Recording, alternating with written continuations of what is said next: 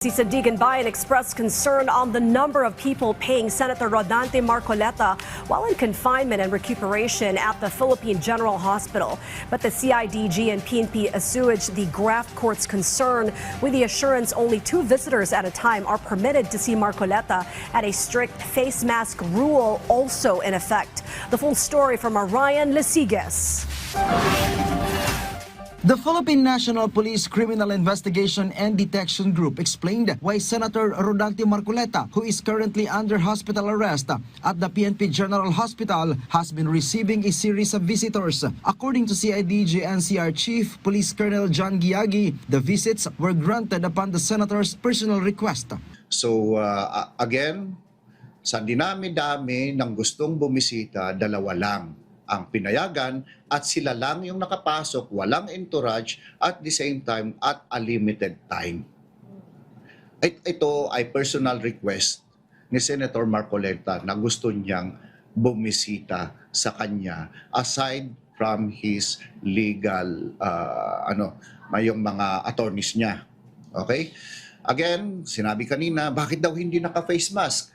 Hindi po naka-face mask sa labas, kaso pagpasok niya, syempre po, naka-face mask po yun. Okay. To give clarification. Giagi made a statement after the Sandigan Bayan questioned the continuous visits to the lawmaker despite his ongoing treatment for mild pneumonia. Kung hindi pa po natitreat yung mild pneumonia niya, pwede naman. Wala naman po problema tayo doon. Kaya lang kasi, kung sa estado ni Sir, consider natin yung age niya, syempre mababa na po yung immune system niya kumpara po sa mas bata sa kanya. So mas advice namin na isolate po siya. So yun po.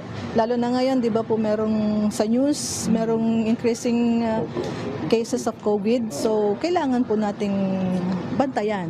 72 na po si Senator. Yeah, oo, kung sa marami po.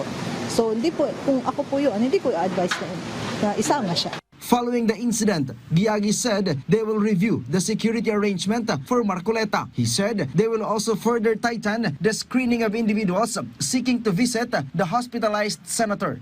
Actually, nire-restrict nga natin kasi nga may pneumonia.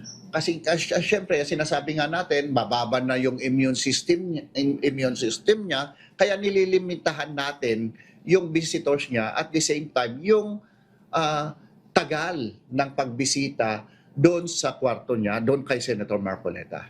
So as not to endanger or mapalala pa yung kanilang kondisyon. In recent days, Vice President Sara Duterte and Senator Robin Padilla visited Senator Marcoleta at the hospital.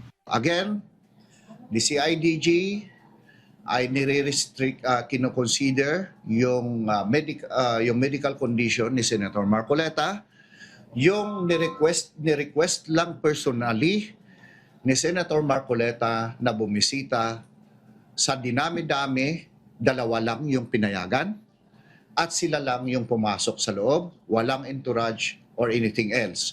Same thing sa dinami-dami na gustong bumisita na mga friends, allies, supporters ni Senator Marcoleta, 2 pa rin yung pinayagan ng CIDG up to this point in time. Okay? So restriction is ginagawa natin.